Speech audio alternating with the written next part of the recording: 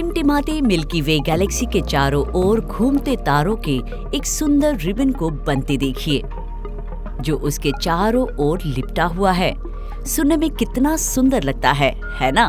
खैर, क्या होगा अगर आपको बताया जाए कि ऐसे रिबन असल में हमारे ब्रह्मांड में मौजूद हैं और अब एक नया टेलीस्कोप हमें ऐसी धाराओं को देखने में मदद कर सकता है। ऐसे स्टेलर स्ट्रीम्स या धाराएं आम तौर पर गैलेक्सीज की परिक्रमा करने के लिए जानी जाती हैं। ये टेंड्रिल हैं, जिन्हें ग्लोब्यूलर क्लस्टर्स यानी समूहों से अलग कर दिया गया है और टाइडल फोर्सेस यानी ज्वारीय बलों द्वारा उनकी ऑर्बिट के साथ स्ट्रेच किया गया है। इसीलिए इन स्टेलर बैंड्स को टाइडल स्ट्रीम्स यानी ज्वारीय धाराएं या ग्लोब्यूलर क्लस्टर स्ट्रीम्स भी कहा जाता है। और अब नासा इन टाइडल स्ट्रीम्स के बीच मौजूद रहस्यमय पदार्थ यानी मैटर की स्टडी करने के लिए एक स्पेशल टेलीस्कोप भेजेगा। आप सोच रहे होंगे कि इस रहस्यमय मैटर की स्टडी आखिर वैज्ञानिकों के लिए इतनी जरूरी क्यों है? तो हम आपको बताएंगे हमारे इस वीडियो में। स्वागत है आपका विज्ञान 360 में। स्टार स्ट्रीम्स अलग अलग साइजेस में पाई गई है। छोटे वाले आमतौर पर युवा होते हैं, जबकि जो पूरी तरह से गैलेक्सीज के चारों ओर लिपटे हुए पाए गए हैं वे ब्रह्मांड की तरह काफी पुराने हो सकते हैं। उदाहरण के लिए हमारी सबसे नजदीकी बड़ी गैलेक्सी एंड्रोमेडा के चारों ओर लपेटने वाली स्ट्रीम्स यानी धारा 3 लाख प्रकाश वर्ष लंबी होने का अनुमान है। अब तक हमारे पास मौजूद स्पेस बेस्ड टेलीस्कोप से हम अपनी मिल्की वे में सिर्फ कुछ ही स्ट्रीम्स को ऑब्जर्व कर पाए हैं, लेकिन नासा का नया क्रांतिकारी space telescope Nancy grace Roman space telescope जो मई 2027 में लॉन्च होने वाला है, ये हमारे विजन को बढ़ा सकता है। इस टेलीस्कोप को एंड्रोमेडा की परिक्रमा करने वाली स्टार स्ट्रीम्स पर फोकस किया जाएगा।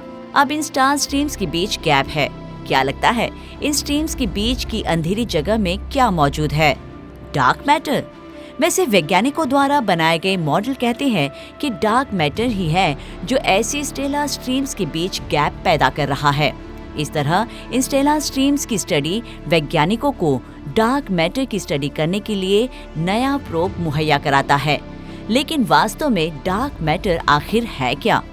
वैज्ञानिकों का मानना है कि डार्क मैटर हमारे ब्रह्मांड का 27% हिस्सा है और फिर भी हम इसे नहीं देख पाते, क्योंकि ये डार्क मैटर किसी भी चीज के साथ इंटरैक्ट नहीं करता। लेकिन अगर हम डार्क मैटर नहीं देख सकते तो हमें कैसे पता चलेगा कि ये है? फिजिक्स का कहना है कि एक रोटेटिंग सिस्टम में जहां द्रव्यमान सेंटर में केंद्रित होता है, ऐसे सेंटर से जब हम जैसे जैसे दूर जाएंगे स्पीड कम होती जाएगी। ये हमारे सोलर सिस्टम का सच है। अगर इसे गैलेक्सीज पर लागू किया जाता है तो इसका मतलब ये होगा कि गैलेक्सीज के बाहरी किनारों पर रोटेशन स्पीड कम होनी चाहिए, लेकिन एस्ट्रोनॉमर्स ने ऐसा ऑब्जर्व नहीं किया। उन्होंने देखा कि स्पीड स्थिर बनी हुई है। इसका मतलब ये है कि वो मैटर जिसे हम देख नहीं सकते वो गैलेक्सीज के बाहरी किनारों में मौजूद है, ऐसा मैटर जिसे हम डार्क मैटर कहते हैं। चलिए नए इंफ्रारेड स्पेस टेलीस्कोप के बारे में और ज्यादा जानें, जो डार्क मैटर के कुछ राजों को सुलझाने में हमारी मदद करेगा। इस नए टेलीस्कोप का नाम, जिसे एस्ट्रोनॉमर्स द्वारा शॉर्ट में रोमन टेलीस्कोप कहा जाता है, इसका नाम डॉक्टर नैन्सी ग्रेस रोमन के नाम पर रखा गया है, जो नासा में एस्ट्रोनॉमी की पहली प्रमुख थी। कई लोग उन्हें हबल स्पेस टेलीस्कोप की मां के रूप में जानते हैं। दिलचस्प बात तो ये है कि उनके नाम के टेलीस्कोप पर लगा वाइड फील्ड इंस्ट्रूमेंट ऐसी इमेजेस देने का काम करेगा जो वर्तमान में हबल स्पेस टेलीस्कोप पर लगे इंफ्रारेड कैमरे द्वारा मिल रही इमेजेस से 200 गुना बड़ी है, जबकि रोमन टेलीस्कोप के लिए तैयारियां जोरों पर है। एक दूसरे टेलीस्कोप का नाम एक दूसरी महिला दिग्गज के नाम पर रखा गया है। चिली में स्थित वेरा रूबिन ग्राउंड आधारित ऑप्टिकल ऑब्जर्वेटरी 2025 की शुरुआत में अपना पहला रिजल्ट दे सकती है।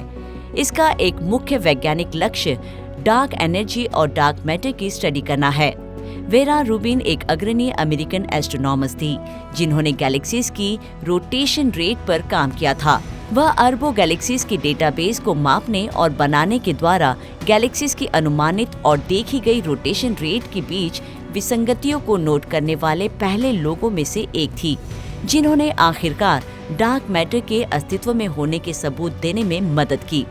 आइए उम्मीद करते हैं कि ये दोनों टेलीस्कोप उन महिलाओं की तरह ही शानदार नतीजे देंगे जिनके नाम पर उनका नाम रखा गया है। लेकिन क्या डार्क मैटर के इस अध्ययन से आगे की सेलेस्टियल डिस्कवरीज हो सकेंगी? क्या ये खोजें न सिर्फ हमारे ब्रह्मांड की उत्पत्ति बल्कि खुद जीवन की बेहतर समझ को हासिल करने में हमारी मदद करेगी? आपको क्या लगता है? अपनी राय कमेंट कर हमें जरूर बताएं। विज्ञान से जुड़ी ऐसी ही इंटरेस्टिंग खबरों को जानने के लिए हमारे चैनल विज्ञान 360 को सब्सक्राइब करें और बेल आइकन को प्रेस करना ना भूलें।